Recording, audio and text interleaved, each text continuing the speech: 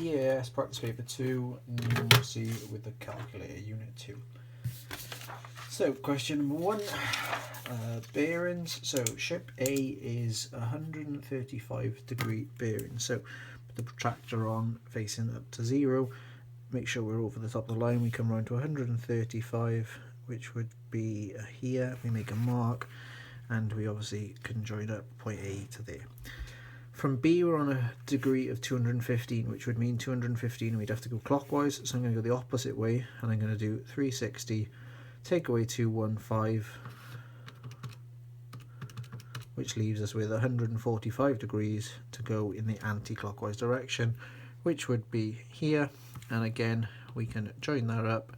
If our lines don't meet, we just extend them to the point where they do, and that is where ship C would be.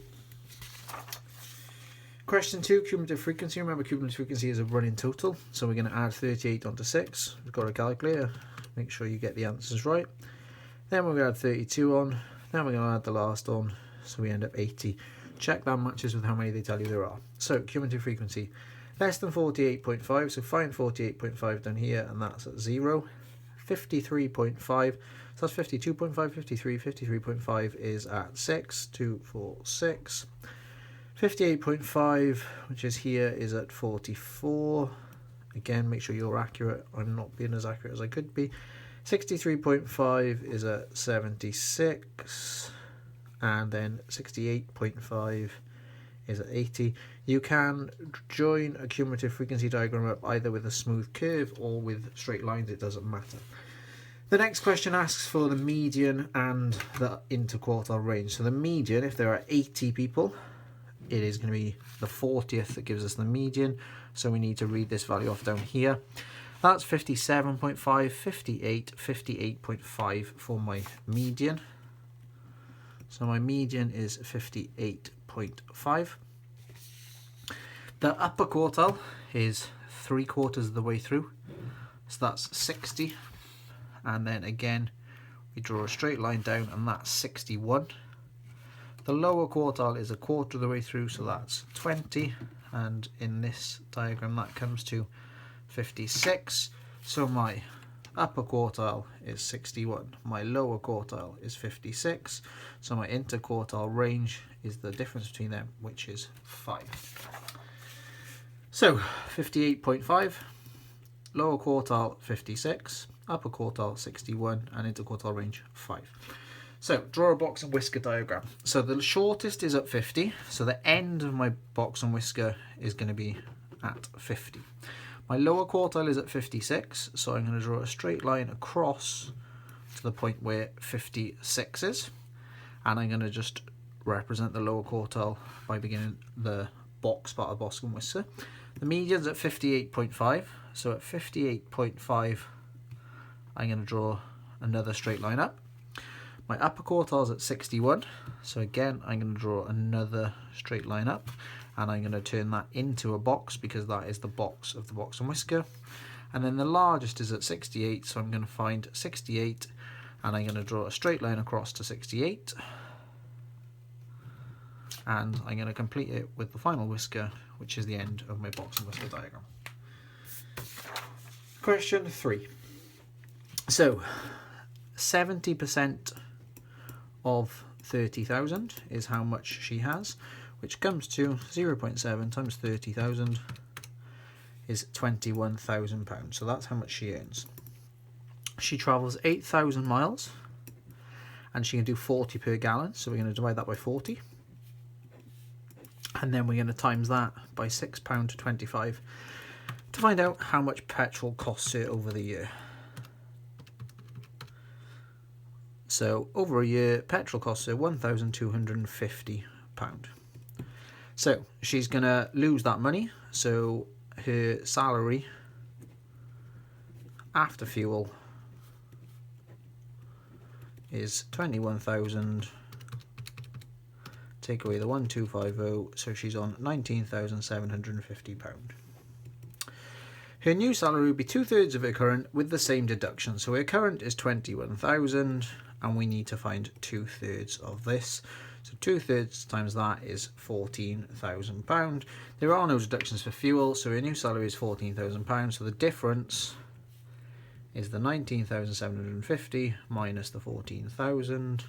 So she is gonna be £5,750 worse off with the new job. Question 4 about tax. So 9,205 before tax. So she has 52,250 minus the 9,205 because she doesn't have to pay tax on that.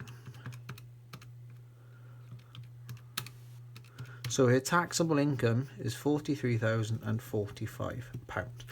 Now, there's two different rates of tax. So the first £32,255, she will pay 20% tax. Everything else, she'll pay 40% tax. So everything else, she will have the full amount of money she has, take away the 32,255, which has already been accounted for, so she'll pay 40% on that figure, 10,790. So her 20% figure, 0.2 times 32255, she will pay £6,451 of tax at 20%. 40% of 10,790 is 4,316. So her total tax will be to add those together. So her total tax is £10,767. Part B, draw a group frequency diagram. A group frequency diagram is just a bar chart. So 0, 1, 2, 3, 4 and 5. We need to go up to 80, 20, 10, 20, 30, 40, 50, 60, 70, 80. So we can go up comfortably in tens. So between 0 and 1 it was 80. Again, as I've said on several occasions, you need to use a ruler and a nice neat axes, but for the sake of being a bit quicker, because you don't need to watch me draw a bar chart, I'm doing it without a ruler. And then 3 to 4 is at 32, and 4 to 5 is at 16, and that's that bar chart. The next question asks you to find an estimate of the mean. So we need to find the midpoints, 0.5, 1.5, 2.5, 3.5 and 4.5. We need to multiply these by the frequencies. So we get 40, we get 90, we get 2.5 times 52 is 130, 32 times 3.5 is 112, and 16 times 4.5, 72. We need to add those numbers together. So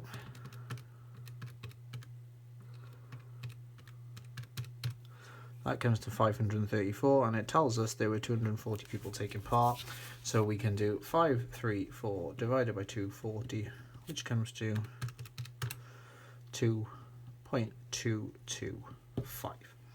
The final question asks where is the median. So the median will be person 120.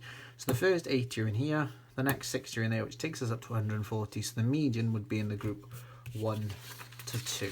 So they are in the group 1 to 2. Question about scale. So the approximate length of the crossbar is 0.5 meters. So the diagram is 1 to 8. So the crossbar in this diagram is about 7 centimeters, which if I times that by 8, I find is 56 centimeters. That is roughly 0.5 meters. Triangle BCD is isosceles. So if this triangle was isosceles, 2 of the 3 sides would have to be the same length. So we have 5.8 there. We have about 5.5 there, so they are relatively similar, but there is a discrepancy, so they are not quite the same. And we can see that one is not, so that is false. Another way to test would be to measure the angles. If you weren't sure about your lengths, measure these 2 angles and check they're not the same, and then you will know it's not isosceles. Every inch on the diagram represents 20 centimeters in the actual frame. So 1 inch, if you look at a ruler, is 2.5 centimeters. So in the diagram, we know the 1 inch is the same as 2.5 centimeters, and we're on a scale of 1 to 8. So if I times that by 8, I'll find out what 1 inch is worth in the actual real frame, and that is 20 centimeters, so that is true. A wheel of diameter 60 could be fixed with its center at C, and it would not make contact with BD. So we're going to put a 60 centimeter wheel here, which if I divide that by 8, I find is 7.5. So the diameter in the diagram would be 7.5. Now if the center is here, I need to check it's not going to hit BD. So if the center is here, 7.5 divided by 2 is 3.75. So as long as this line is more than 3.75 centimeters away from here, I will be fine. Now as it's a wheel, I'm going to use a pair of compasses to do this. So I'm going to set my compass to 3.75 centimeters. I'm going to place it at C, and to be definitely sure, I'm just going to draw a circle, and I see that it actually hits that line BD. So this is false, as it does make contact. Last statement, AE is parallel to BD. A couple of ways you can work this out. You can obviously measure the angles inside and you can check, and you will find that it is true, they are parallel.